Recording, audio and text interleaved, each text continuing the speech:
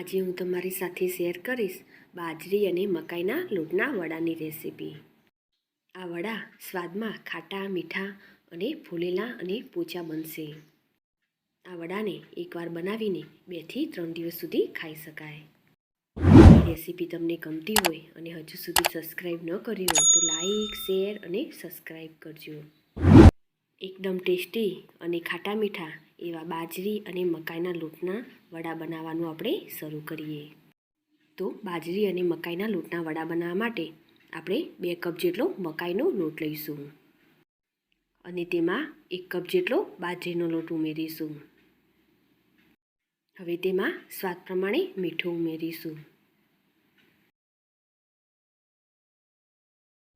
2 ચમચી જેટલું આપણે તેમાં ધાણા જીરું પાવડર ઉમેરીશું। 1 ચમચી જેટલું તેમાં લાલ મરચું પાવડર ઉમેરીશું અને તેમાં 1 ચમચી જેટલી હળદર ઉમેરીશું અને 1 ચમચી જેટલો અજમો આ રીતે આપણે તેને મસળીને ઉમેરીશું। હવે તેમાં આપણે આદુ લસણ અને મરચાંને વાટીને ઉમેરીશું। તો અહીં આપણે 3 ચમચી જેટલા આદુ લસણ મરચાં લીધા છે। તમે તમારા તીખાસ પ્રમાણે મરચાં વધુ ઓછા કરી શકો છો। હવે તેમાં આપણે 2 ચમચી જેટલો ગોળ ઉમેરીશું। ગોળ ઉમેરવાથી વડા ગળ્યા નહીં થાય, પરંતુ આપણે તેને દહીંથી લોટ બાંધીશું એટલે સરસ એવો ખાટો મીઠો ટેસ્ટ આવશે। હવે આપણે તેમાં 3 ચમચી જેટલું તેલ ઉમેરીશું। અહીં આપણે સોડાનો ઉપયોગ નથી કરવાના, પરંતુ આ રીતે આપણે 2-3 ચમચી જેટલું તેલ ઉમેરીશું એટલે વડા એકદમ સોફ્ટ બનશે। હવે તેમાં આપણે 3 ચમચી જેટલા તલ ઉમેરીશું। હવે બધી જ વસ્તુને સરસ રીતે મિક્સ કરી લઈશું।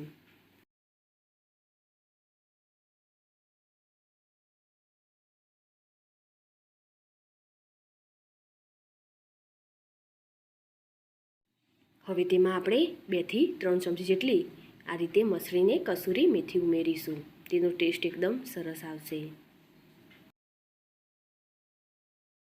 તેને પણ આપણે લોટ સાથે મિક્સ કરી લઈશું।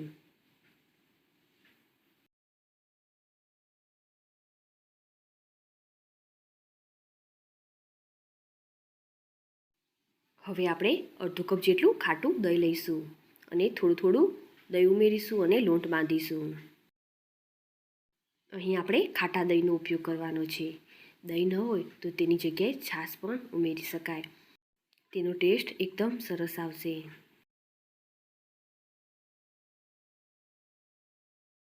બાકી રહેલું દહીં પણ તેમાં આપણે ઉમેરી દઈશું અને તેને મિક્સ કરી લઈશું। હવે આપણે દહીંમાં થોડું પાણી ઉમેરીને આ રીતે લોટ બાંધી લઈશું।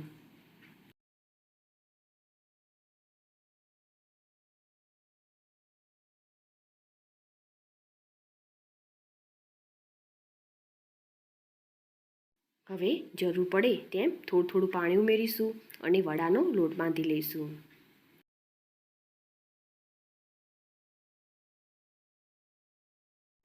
આ લોટ બહુ ઢીલો પણ નહીં અને બહુ કઠણ પણ નહીં, તેવો મીડિયમ રાખીશું। લોટ આપણો બંધાઈ ગયો છે। હવે તેના પર આપણે થોડું તેલ લગાવી લઈશું અને સરસ રીતે તેને મસળી લઈશું।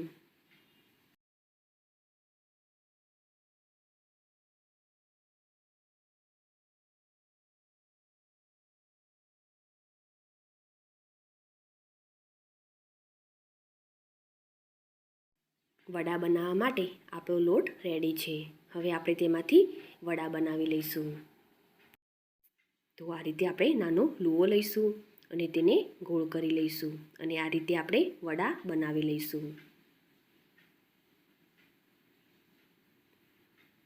અને તેના ઉપર આપણે થોડા તલ લગાવી લઈશું અને તેને આ રીતે પ્રેસ કરીને ફરી આપણે આ રીતે વડું બનાવી લઈશું। તો આ રીતે આપણે બીજા વડાને પણ બનાવી લઈશું।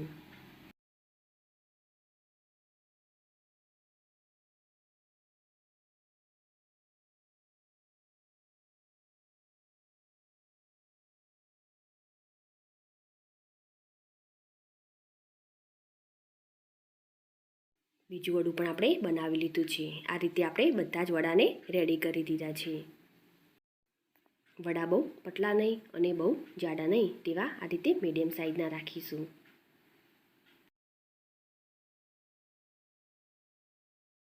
આ વડાને હવે આપણે તળી લઈશું. તો તેના માટે તેલ ગરમ કરીશું અને તેમાં વડા ઉમેરી દઈશું. ગેસની ફ્લેમ મીડિયમ રાખીશું. ગેસની ફ્લેમ હાઈ હશે તો વડા બહારથી તો સરસ થઈ જશે અને કલર પણ સરસ આવી જશે, પરંતુ અંદરથી તે કાચા રહેશે. તેથી આપણે ગેસની ફ્લેમ મીડિયમ રાખીશું અને વડા અંદરથી પણ સરસ એવા તળાઈ જશે.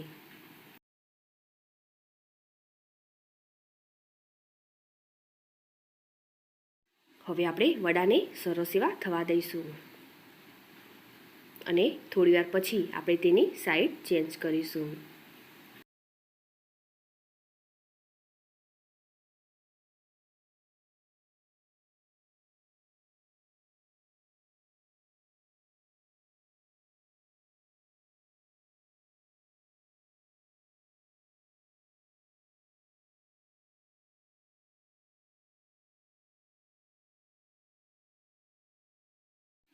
વડાનો કલર સરસ એવો આવી જાય પછી આપણે તેને બહાર કાઢી લઈશું.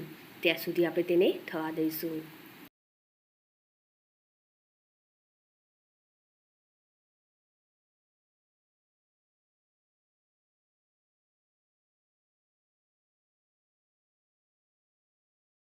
વડાને આપણે જોઈએ તો સરસ એવો કલર આવી ગયો છે અને વડા આપણા સરસ એવા તળાઈ ગયા છે.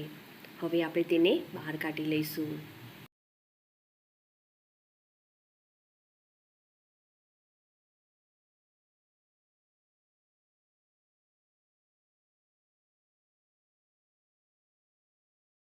તો સરસ એવા વડા પણ આપણા તળાઈ ગયા છે અને કલર પણ સરસ એવો આવી ગયો છે. તો એ જ રીતે આપણે બીજા વડાને પણ તળી લઈશું.